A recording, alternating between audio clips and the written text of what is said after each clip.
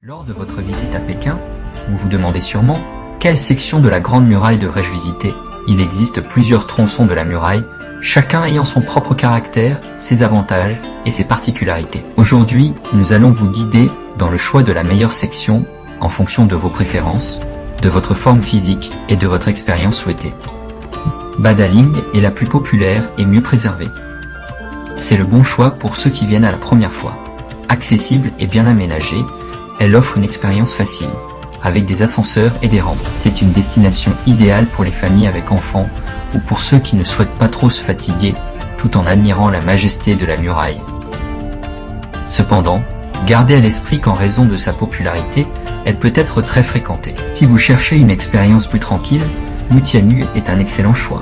Elle est tout aussi magnifique que Badaling, mais moins bondée. Mutianyu est idéal pour ceux qui veulent éviter la foule tout en profitant de vues imprenables. Bien que cette section comporte des zones assez escarpées, elle offre également des télésièges et une piste de toboggan pour redescendre. C'est un parfait compromis entre accessibilité et beauté. La section Zhuangguan est unique par ses montagnes escarpées, ce qui en fait un défi pour les visiteurs. Contrairement à d'autres sections, il n'y a pas de téléphérique ici, donc vous devrez marcher et monter des hauts marches à pied. C'est un peu fatigant. Zhuangguan est la section la plus proche à Pékin. On peut y atteindre en 3/4 d'heure en voiture de Pékin.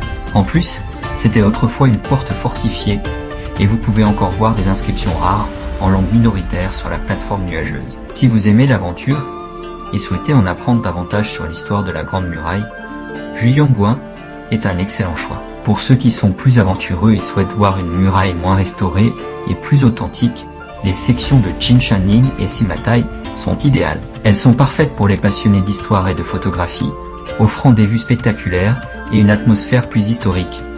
Voilà, ces sections sont plus difficiles d'accès et nécessitent une bonne condition physique, mais elles permettent une expérience plus immersive et moins touriste. Si vous aimez marcher dans des paysages préservés et découvrir la muraille dans son état d'origine, c'est le choix parfait. Si vous êtes un passionné de randonnée et de sensations fortes, vous pouvez aussi explorer les sections moins développées de la muraille.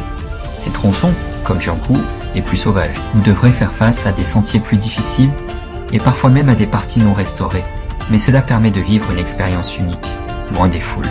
Si vous avez déjà visité la Grande Muraille, racontez-nous votre expérience dans les commentaires. Partagez vos impressions et vos histoires, pour inspirer encore plus de personnes à découvrir ce monument fascinant.